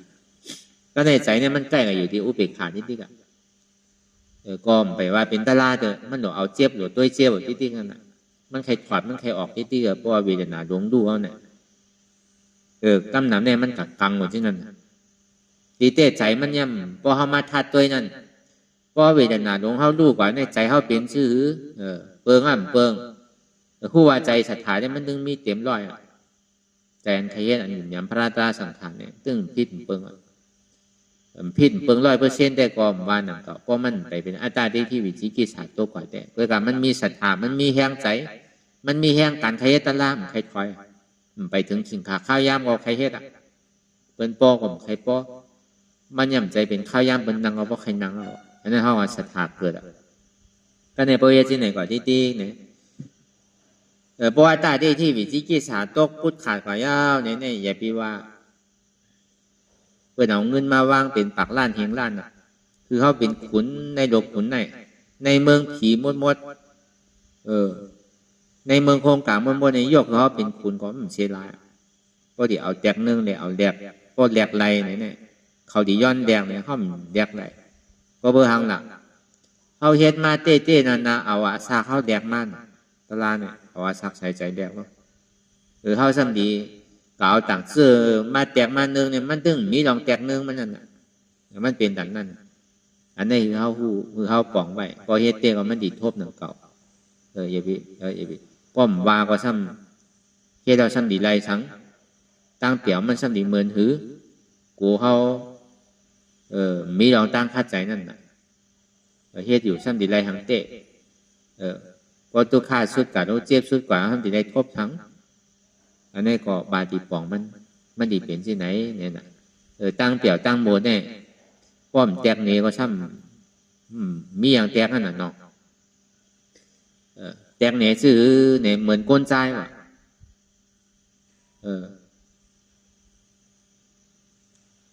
เมื่อตึกเป็นลูกอ่อนมันใครเป็นฉางร่องวะว่าอะไรเป็นฉางร่องในเปียวนาวะก้นใจนะก็ถึงข้าวยามเดี๋ยวเป็นฉางร่องมันเนี่ยจอนาวะปอกหนึ่งวะก็ในสองมาพอดีเตะหน้าหอต่อขึ้นมาเนี่ยก็เปียวนาวะพอดีไรเม่นั่นน่ะใหม่ๆก็เข้าว่าพวกเก่าเต็มหัวเมื่อใหม่ๆเมื่อตึกใหม่ๆนั่นจอนาวะในเมืองโคงกลางเนี่ยอาบเหมือนหนังมีแผลมีเขาเลยเข้าไว้ว่ะอันเปี่ยวนั่นตั้งเปี่ยวตั้งบนก้นใจกันก็ในสามมาเนี่ยมือตึกตกคอกว่ะสังว่าไผ่หมอตกคอกไผ่ญาเหมือนตียับคอกมานั่นน่ะได้ออกคอกมากว่ะมันเปี่ยวนะว่ะเดี๋ยวมันอยู่ในคอกในครั้งนี้มันตุกข้านะว่ะถึงที่ออกมาเนี่ยมันอิสระเลยมันเปี่ยวนะพอดีว่าเนี่ยมันมีอยู่3 เมี่ยว 3 เปิงว่ะก้นใจน่ะ1เป็นฉางร่องอ่ะในขี่ข้อน่ะมันก็บ่ว่าไว้เป็นฉางร่องหันเบิ้นขี่ข้อก็เข้าใครขี่มันเบิ้นนั่นน่ะบางก้อมใครขี่มากบางก้อมใครขี่ก้าแอวเว้งใช่ไหมก็ในถึงดีเป็นหวาวมาโดดเด่นหน้าเฮิรนมากะหันที่อันก็ตัวเจ้าเก่าคันแล้วเนี่ยถึงดีแลเอามาเป็นเจ้าเป็นของในเปียวนาวะก็ในสามมาเนี่ยเขาเลยติดคุกติดคอกเลยเป็นปล่อยออกคอเปียวว่ะเพราะว่ามันได้อัตราที่วิจิกิสาตัวก่อนในตั้งเปียวมันเนี่ยใครเหมือนที่นั้นว่ะดีเต้มันเดินนั่นน่ะเวลาป้อมันแดงเนี่ยก็ซ้ำผู้ในแค่มันเก่าดีเต้มันเดินนั่นเป็นปักคุณเฮงคุณด้านคุณจองมาคือเขาเป็นคุณก็ย่ำแดกไรคือเป็นขุนเมืองขุนเป็นถึงขุนเมืองผีเมืองช้างก็อายะสามมันเนี่ยย่ำขึ้นอันเท่าไรทบตะลานเนี่ยตั้งเปี่ยวตั้งบนมันเหมือนหนังก้นตูดนั่นไรตะลานนั่นขุนเชจามาปั่นมันน่ะเมื่ออย่าไปหยุ่มพระราตราสังขารเนี่ยพวกเมื่อวานที่ไหนได้เมื่อใครทำก็ดีปันตูดเมื่อก็ดีคือหายเมื่อใครเงินคำสั่งก็ดีปันเมื่อเสียงเมื่อมันเป็นไทยเนี่ยเป็นขุนเชจาเมื่อเนี่ยเป็นขุนเชจาเมื่อกันเนี่ยเมื่อกว่าก็ได้ก็ผ่านตัวไว้ใจก็ผ่านมา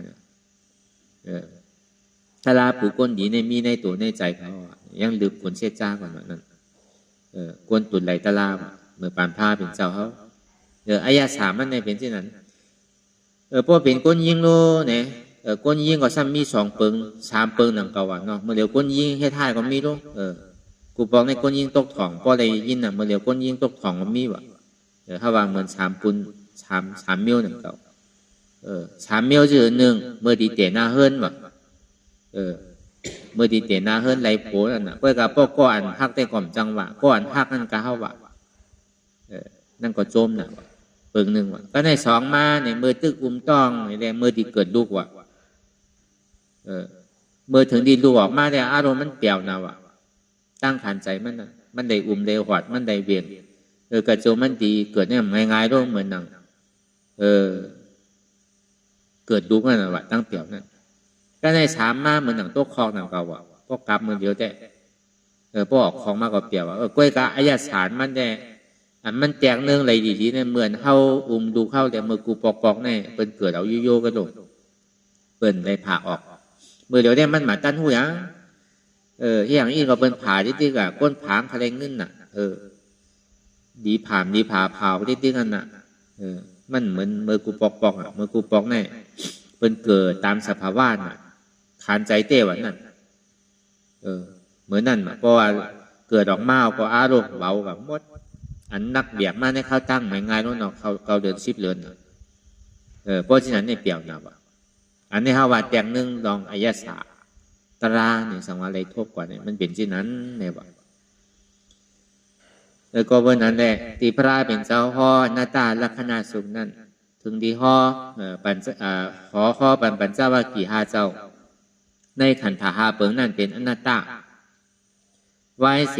มาฮอจอดถึงตีสังขารานาขันธาอนัตตาพอเป็นสิ่งนั้นยาวเนี่ยก็อันเอาตัวได้เป็นรู้นั่นก็เป็นสังขาราพอเจ็บแกนตรงต่อเนี่ยสารพอเขาอยากตัวได้รู้กว่าเหมือนมันดีรู้กว่านี่มันอันลงมันรู้อันตั้งอันลงรู้กว่าอันเรียบมันต้องรู้เท่าเวทนารู้มันผ่านที่สัญญามันตั้งแต่มันเจ็บแต่มันพอเขาตัวอ่ำกันหัวมันทุดออกกว่าได้สังมันเหมือนดอกไฟออกกว่านั่นในสังนั่นแหละแต่พอเป็นนั้นมาในสังขารนี่เกิดมาพอเป็นเช่นนั้นในพระเป็นเจ้าพอสังขารนักขันธาอนัตตานั่นในก็เจ้าอาซาจีในเป็นยาหันตากเอาคำไหนยาหันตาในพุทธบอกเกิดขึ้นมาในโลกัมภะวันดึงพระเป็นเจ้าเฮาหนึ่งป้ายยาวกว่าเจ้ายาหันตาหาป้าขึ้นมาเมื่อเดือน8ลองหาคำนั้นเนี่ยก็ตรานาตาลักษณะสูงนั่นเนี่ยก็พระเป็นเจ้าก็อันห้อเสียงมันเต็มในขันธาหาเปิงเปลี่ยนหน้าตานั่นแน่หน้าตาลักษณะสูงนั่นก็ห้อเหมือนนั่นเดี๋ยวไหวสินั่นมาเนี่ยก็ห้อลองตั้งอริยเชษจะเวกามันถึงเอาอันหน้าตาแจมเข้าเวกามันไดเอทมันลึกล้ำโดยเสียนมาห้อกับการโดยลองขันธาหาเปิงในลองต้านเขามีลองตั้งอยู่พี่ด้วยว่านี่จ้าสันตินี่จ้าสุขามาตานั่นตีเต้มั่นใจมันเปลี่ยนอันนี้จ้าทุกขาหน้าตาด้วยการลองตั้งนิจาทุกขาเนี่ยมันต้องเหตุการณ์ทางมันอยู่เสียว่าเปิงหลวงมันในพระเป็นเจ้าพ่อว่ารูปขันธาอนัตตาวิญญาณขันธาอนัตตาเวทนาขันธาอนัตตาสัญญาขันธาอนัตตาสังขารขันธาอนัตตาแต่ว่าก็กลายเป็นลองขันธาหาเปิงเนี่ยเป็นอนัตตาอันที่มันเจ้าพ่อเต็มในอนัตตาลักษณะสูงนั้นจนที่หัวมดเสียงว่าชื่อสัพเพสังขาระอนิจจาสัพเพสังขาระทุกขาสัพเพสังขาระอนัตตานั่นก็สัพเพธรรมะอนัตตาทำดังโมดังเสียงในเป็นอนัตตาสังขาระดังโมดังเสียงในอ่ำกึ้มย้อนไปว่ามันกึ้มในสังขาระในเป็นทุกขาย้อนว่ามันเป็นทุกข้ามันอุปเปิงพองำเหนือมันอะไรมันเป็นอนัตตาเนี่ยถึงที่ห้อก็ย่อก็เจ้าเขาก็เป็นยาหันตามโมดอนน่ะอันนี้เขาป่องแจงแรงแสนไหลในอันหันอยู่ในเป็นยุบดูป้าขันธาเป็นยุบอันหูนั่นเป็นวิญญาณขันธาอันมันทาบไว้อยู่ในเป็นเวทนาขันธาเตียนมันตองไว้อยู่ในเป็นสัญญาณขันธาเตียนมันมีรองตั้งแหลกลายค่ายก่อนนั่นเลยเป็นสังขารขันธาอันเจ็บผู้เจ็บเนี่ยหาเจ็บเนี่ยตองเจ็บเนี่ยอยากก็วางเจ็บเนี่ยแต่นี่ก็เป็นขันธาหาเปิงหนึ่งเก่าอันเขาพูดกูวันเนี่ยอันอยู่ผู้อยู่ยอมหาวางเป็นอนัตตาของเขาวางขันธาเชียงมันแค่มาลอกไหลมันมาดีตัวก็ว่างตัวมันมาดีใจก็ว่างใจมันมาดีเจ็บก็ว่างเจ็บมันมาดีสัญญาก็ว่างสัญญามันมาดีสังขารก็ว่างสังขารว่างในมุมว่าเสียงในขันธาหาเปิงในว่างเป็นหน้าตาในเสียง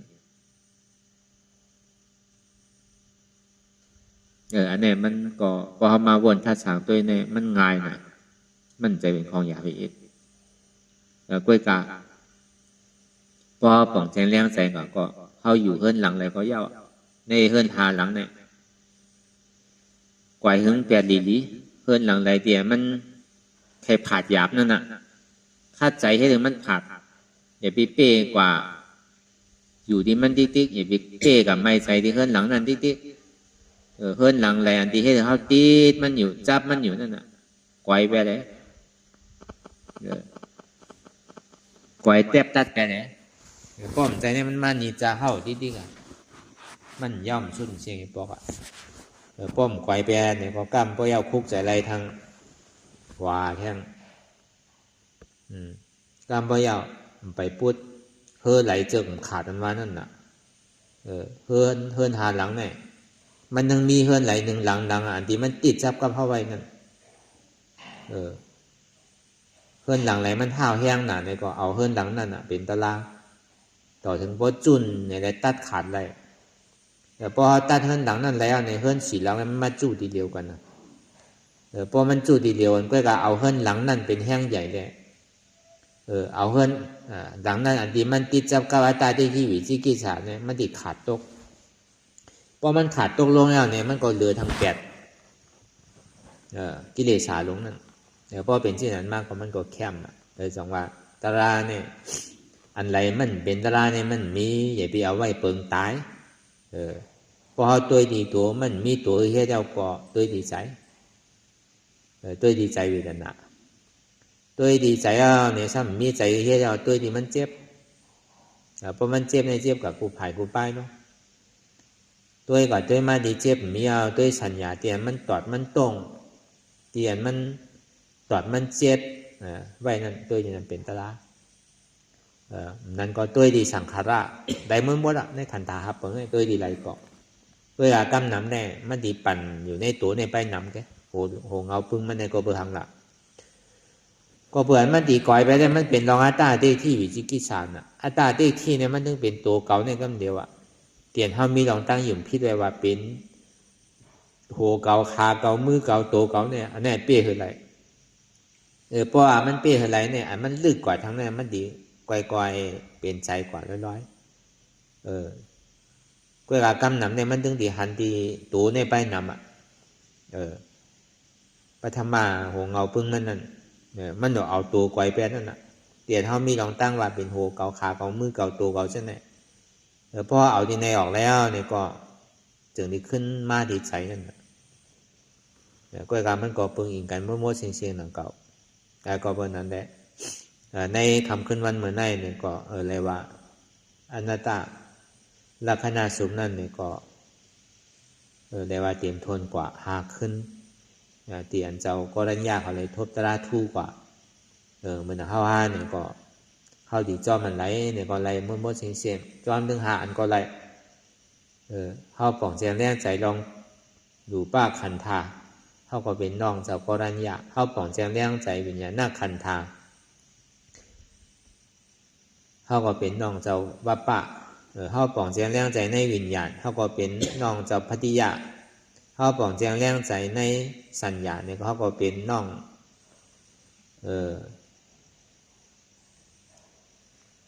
เขาก็เป็นน้องของ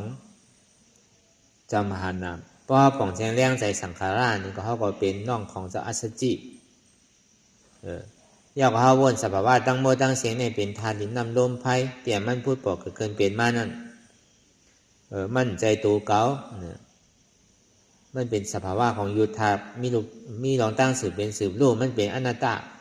มั่นใจใจเก่าเนี่ยมันมีสภาวะเป็นรูปมันเป็นสภาวะนามธาตุสั่นเปลี่ยนหือเจ็บแกนต้องตอดเนชานสันไว้คมไตมันเป็นธาตุลมว่าอะไรอนัตตาอันไม่กระโดดหนาวเป็นธาตุไฟว่าอะไรอนัตตาอันนักว่าอ่อนแข็งในเป็นธาตุดินว่าอะไรอนัตตาอันจับยายจิ้มหยอดเป็นดูในเป็นธาตุน้ำว่าอะไรอนัตตามันต้องจิ้มอยู่ในเกขันธาหาเปิงเนี่ยมันต้องจิ้มอยู่ในแกอนัตตาในหนังเก่าพอเขาเกี่ยงรองธาตุดินน้ำลมไฟเนี่ยก็เขาก็เป็นน้องเจ้าอยาหุลาพอเจ้าอยาหุลาเนี่ยพระเป็นเจ้าปานามวยมองคำหลวงสีลุกเนี่ยสร้างขึ้นปันมงข้ามลงสีลูกในพระเป็นเจ้าเพราะสร้างปรามีมากในเสียสังไคไปเช่นกัมพานั่นเอาโอจาล้อกุตลาปันล้อกี่ได้เอาปันเอาล้อกุตลาปันถึงต่อถึงเจ้าอย่าหูหลาเนี่ยวนทัดตัวในทานดินน้ำลมไผ่อย่าหูหลาเนี่ยมันมีนั่นนะปองว่าวนเป็นทานดินน้ำลมไผ่ที่ติ้งเอาในเป็นตารา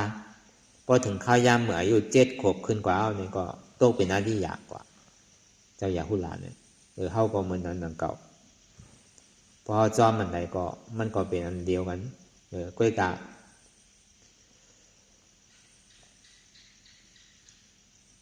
เท่าป่องแจงแรงใจอันใดก็ดีมันก็ผิดเปิ่มมันเป็นเส้นตั้งอริยาเสียงอันที่ว่ามันเนี่ยมันเป็นเส้นตั้งในปฐมะ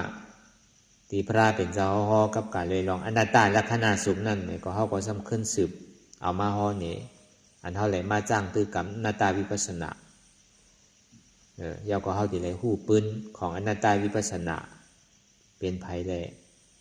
การปานปัจจุบันนี่เป็นภัยหามาเนี่ยก็เขาก่อฮอกว่าอย่างเมื่อวันอันเขาฮอเมื่อคำขึ้นกับการเลยลองปืนโปนที่นั่น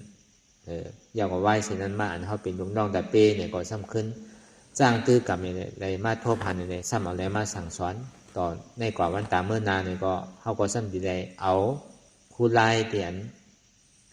สภาวะหน้าตาเนี่ยวิปัสสนาเนี่ยก็สำคัญสืบเหตุกว่าต่อถึงเขาพอทบปญายาวเนี่ยก็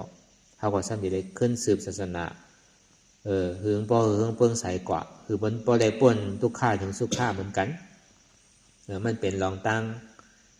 พอเขาไปมอเตอร์ก็มันจะได้เป็นอัตตาหิตะที่ได้เอาตัวเจ้าเก่าออกอันตั้งปกติสวากาเนี่ย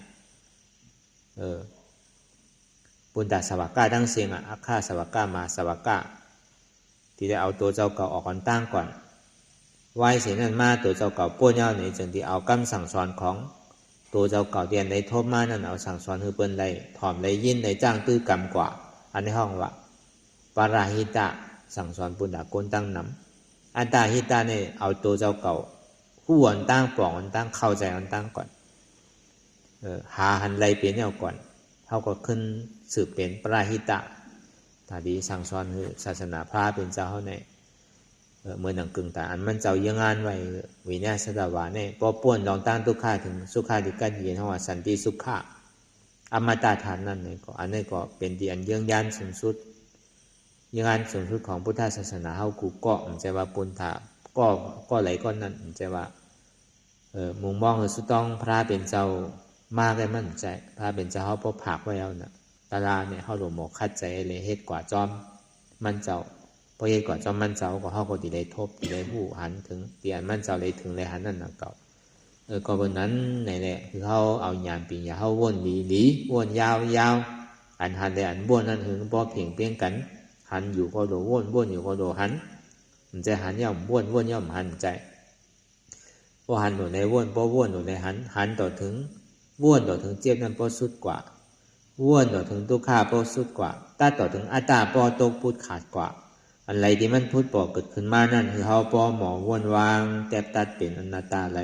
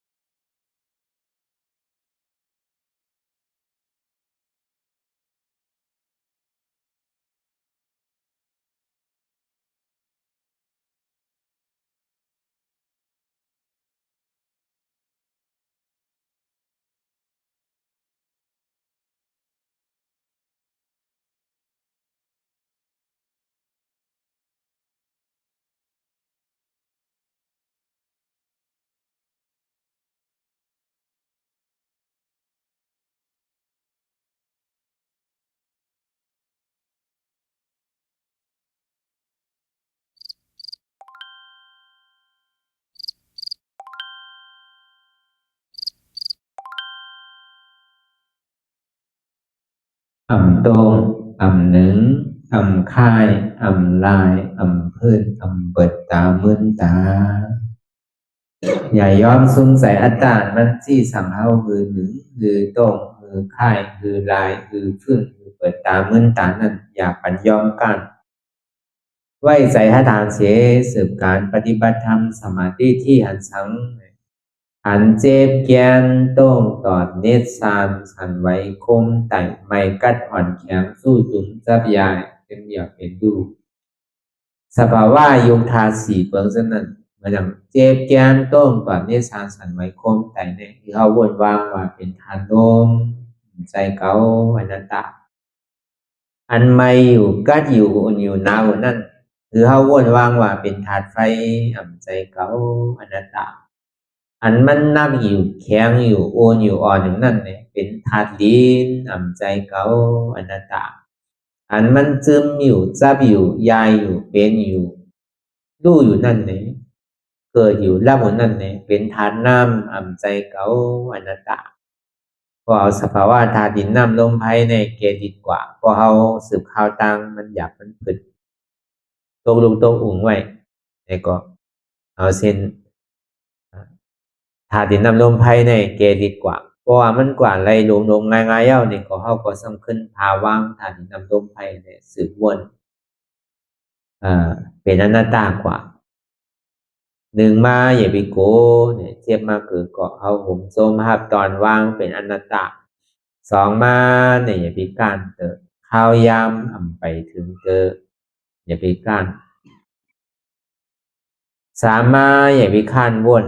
ปันทิกหันเย้าวนเย้าหันเย้าวนเย้าหันเจ็บวนเจ็บเป็นอนัตตาแต่ถ้าวนอนัตตาเนี่ยก็จะได้หันเจ็บหันทุกขะหันแล้วหันเจ็บหันทุกขะนั่นเนี่ยก็จะได้วนเป็นอนัตตาอันนี้ก็อย่าไปข้านวน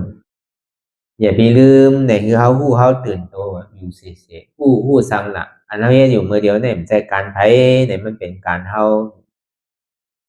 คือเขาตื่นอยู่กับปัจจุบันพองยามเดี๋ยวเนี่ยคือเขาตื่นหาปัจจุบันที่มันเป็นอยู่มีอยู่มือเดียวเนี่ยอย่าไปกะวนตั้งหลังตั้งนาวติ๊กเนี่ยคืออยู่จอมปัจจุบันที่มันเป็นอยู่มีอยู่เนี่ยวนเป็นอนัตตาจริงเนี่ยก็คือเขาไว้ใจให้ทัศนานเสสืบข้าวตั้งขวางตั้งนาเทียงวนต่อถึงเจ็บปอสุดวนต่อถึงทุกขานั้นปอสุดอันใดที่มันพูดบอกเกิดขึ้นเป็นมานั่นเนี่ยก็คือเขาวนวางเป็นอนัตตาทำใจตัวเก่ามาดีตัวเป็นอนัตตามาดีใส่ในก็อ่ำใจเก่าอนัตตามาดีเจ็บในก็เจ็บในก็อ่ำใจเก่าอนัตตาวนลองเปินก็อ่ำมีเปินอนัตตาว่วนลองเขาก็อ่ำมีเขาอนัตตาว่วนลองเฮานี่ก็อ่ำมีเฮาอนัตตานี่ชื่อไหนก่อนที่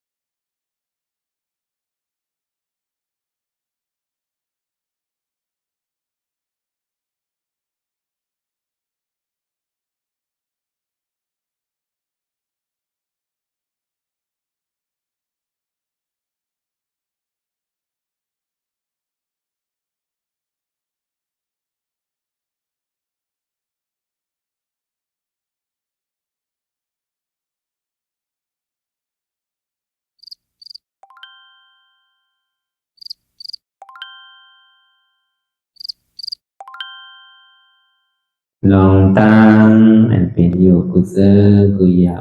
ย้ายข้อมคำไว้ที่ใส่หูถอดถอนออกที่ใส่หูมันออกเสียงก่อนสภาวะอะไรก็ดีลองตั้งอะไรก็ดีอันเกิดขึ้นมาที่อยู่ตัวที่ใส่ที่เจี๊ยบสนัดถอดถอนออกที่ใส่หูมันออกเสียงสภาวะยุทธาสีเปิงสนันเจ็บเทียนโตกอดเนตสานสั่นไหวโคมไต่ไม่กัดอ่อนแข็ง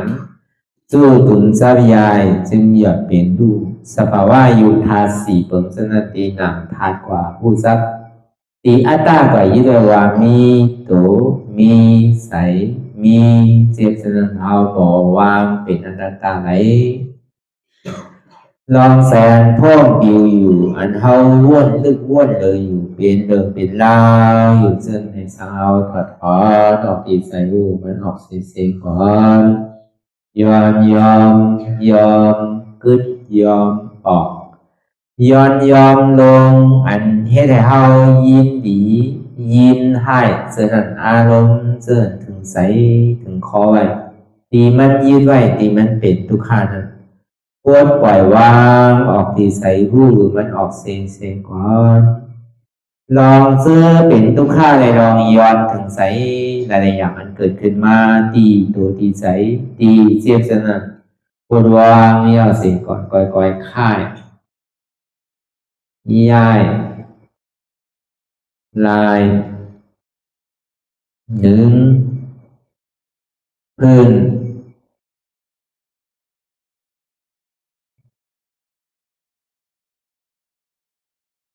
พอยาวๆไหนก่อยเปิดตาลืมตาลอยได้เป็นการปฏิบัติธรรมโคหายอดธรรมอันเกิดขึ้นที่โตที่ใสที่เจ็บอันนั้นโคนหาเหตุหาเงาพระจองทุกข้างนั้นต่อสืบการในเฮาที่ได้ส่งเมตตาถึงเวเนียสัตวะตั้งบนตั้งสิ่งก่อนอิดาเมปุญญังอาสวะคายังนิพพานังวาหอตุมาปุญญาภากังสเปสัตตาสัมมาลาภันตุอิตังเมปุญญังอันเฮาคาไลมาตือกรรมปฏิบัติวิปัสสนาภาวนาหาอันยอดธรรมอนัตตาในอาสวะคายังเป็นอันถาสัพ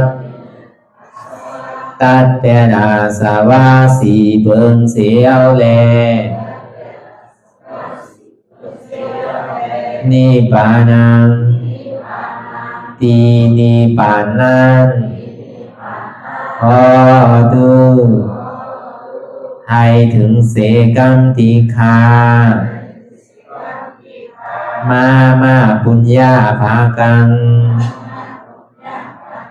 พรดีอันคามานังวิปัสสนาภาวนาทรงยึดปัญสเปสัตตานังเทวปเมสลาญาติกาดึนเคเจอคือใดก็แลจากว่าสัตวาทั้งสิ่งต่างดวงนั้นสมาลาพันตุอะไรพรดีนำกันตั้งเฮาคา ตามสิ่งสกรรมติคาโนสาธุสาธุสาธุ แต่สิกว่าเขาก็อ่อนกันเนาะพระหลวงที่ปุญญาก็ปันโตอริยเพศเจ้ากูเจ้าก่อนอริยเจ้ากูเจ้าค่ะในยามเมื่อไหร่ก็ดีอันข้าวอ่ำหูเสเลตั้งกามลงสามเปิงไหลวนพิษไหลลาพิษไหลเหตุพิษมาเจอนั้นแค่นดอปวดไหววางความบันขาวเขาอย่าให้เป็นอันตรายลงอันเหตามาโผนิปานันสกันติคโนมโนกัมมังวสีกัมมังกายกัมมังแสงมูเอวนพิศลาปิตัวเอปิพิมาติอาริยะเจ้าภูเจ้าสวรรค์พ้นก่อนเมถินเมษายนำกองการนั่งขินนิยามในถึงข้าวก็บินเสียสุมาเขาปวุนอีพิสิตาธรรมะตังโดอาริยะเจ้าเขาภูเจ้าสวรรค์พ้นก่อนเมถินเมษายนำกองการนั่งขินนิยามในถึงสังวาเจ้าเขาภูเจ้าภูปายกิเขาภูโกภูโกนแสงมูเอวนพิศลาปิตัวเอปิพิมาติตนตัวสาวตั้งหลังนั่นในสังพยามโยนั่นในสังในกอภูสังเป็นอันตรายเหตุตมังผลนิปานเจ้าไหวใส่ให้ทัศนานสีภาวตระปันยาได้เป็นอันตรายให้จำมาผลนี้ป่านต่อนี้กว่าวันตามเมื่อตาเฮจงกันหาหันทุกข้าทุกข้าเป็นอนัตตาเยาเดียวอนัตตาตาเป็นอัตตาที่วิจิกิสาเกลียสารนั่นเลยมดสิ่งเก่งหายกว่าในภาวะสัตว์ในอังแผงมันคืออะไรห้าไหวผลยันห้าขามปุยนิป่านก็เย็นขันภัยสกรรมรวยตาเนาะสาธุสาธุ